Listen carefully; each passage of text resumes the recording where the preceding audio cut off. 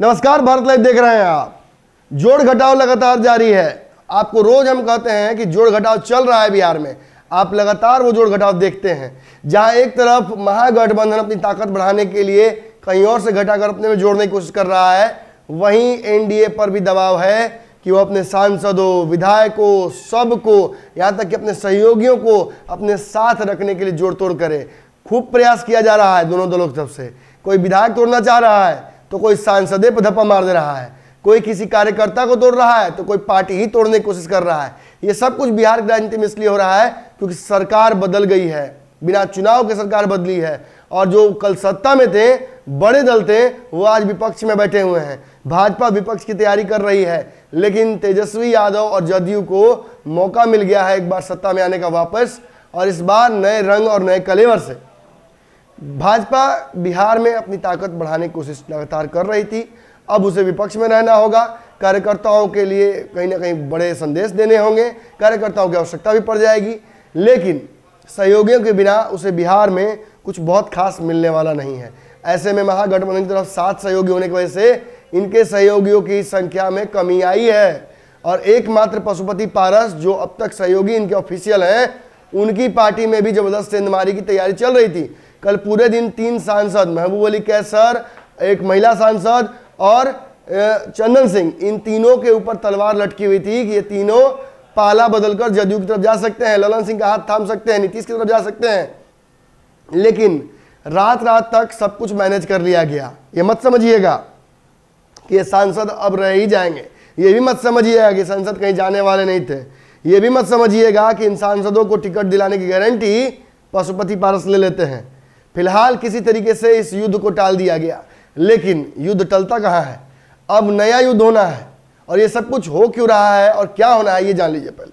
देखिए, सबसे पहले शुरुआत कीजिए क्रोनोलॉजिकली। सबसे पहले इस पूरे विवाद पर लोजपा के पहली बार बयान क्या आया। सरकार गिरने के बाद केशव सिंह, जो कि रालोजपा के हैं, पशुपति पारस गुट के हैं और सूत्रधार भी रहे हैं जो लोजपा 2 पार्ट हुई है उसका, उनसे जब बात कर रहे थे संवाददाता अभिषेक मिश्रा, तो उन्होंने कह दिया कि चिराग पासवान की एंट्री के लिए वो तैयार है।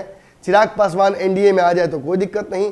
देखिए, भाजपा अकेली पड़ गई है, भाजपा अपने सहयोगी के प्रति नरम होगी, चिराग पासवान की वापसी होगी, ये सब कुछ तय लग रहा है। ऐसे में केशव कुमार का ये बयान बड़ा कैलकुलेटेड बयान था, लेकिन उनके बयान के बाद क्या हुआ, आज केशव कुमार पर तलवार लटका दी गई है। केशव कुमार के खिलाफ शो कॉज नोटिस हुआ है, पार्टी लाइन से अलग बयान देने को लेकर उन पर कार्रवाई की जा रही है, और बहुत सारी चीजें उन पर आरोप भी लगाए गए हैं। ये सब कुछ क्यों हो रहा है? जब पार्टी लाइन में ही थे, जब वो जानते थे कि अब पशुपति पारस के मंत्रालय पर तलवार लटकेगी, कि अगर चिराग पासवान आते हैं, जो कि लगभग तय लग रहा है एनडीए में, तो फिर क्या होगा, कैसे चाचा और भतीजा के बीच समन्वय बिठा पाएंगे लोग, इसीलिए उन्होंने ये बयान दिया था।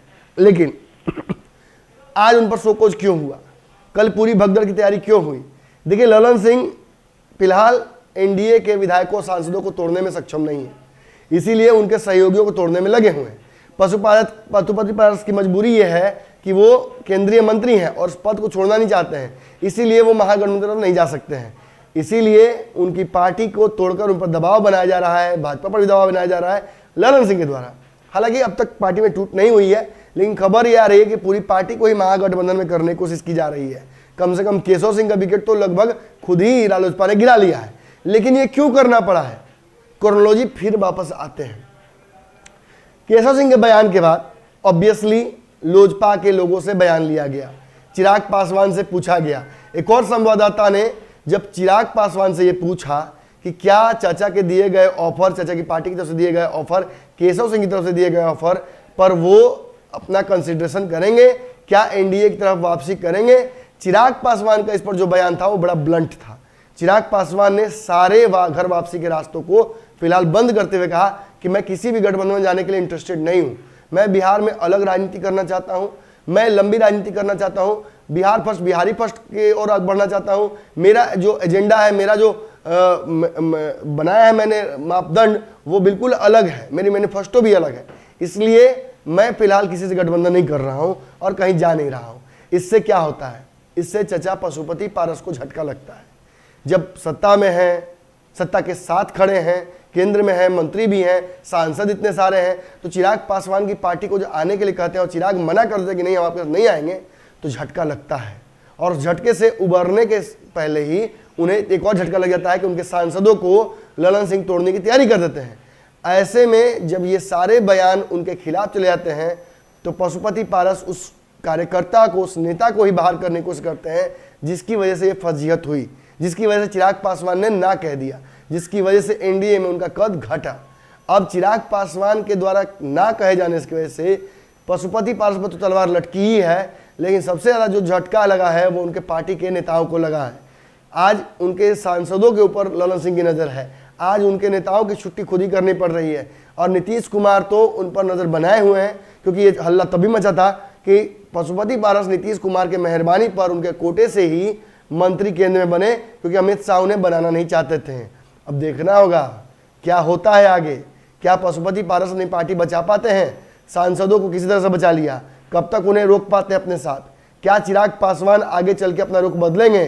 कल चिराग पासवान के साथ मीडिया की टीम की मैच भी है 11 बजे दिन में जगजीवन जो स्टेडियम है दानापुर में, वहाँ मैं भी मौजूद रहूँगा। मेरी कप्तानी में मीडिया का वहाँ जो टीम है 11 सदस्यीय वो मौजूद रहेगी, और चिराग पासवान की टीम से दो हाथ हमें करना है। लेकिन उससे पहले ये जो राजनीतिक खबरें हैं इनका भी जोड़ घटाव लगातार जारी रहेगा। अगर ये वीडियो पसंद आई और वह बिहार के राजनीति और बिहारियत से सरोकार रखेनी तो सब्सक्राइब बटन दबा के चैनल के सब्सक्राइब कर ली। ओजे एगो घंटी बा, ओकरा बटन दबा देला से कुल सटीक और मारक खबर रुआ मुफ्त में मिल जाई। अगर रुआ पत्रकारिता के हमनी के नया प्रयोग में सहयोग कर चाहतानी तो ज्वाइन बटन दबा दी। पेटीएम नंबर नोट कर ली 9386816700। धन्यवाद।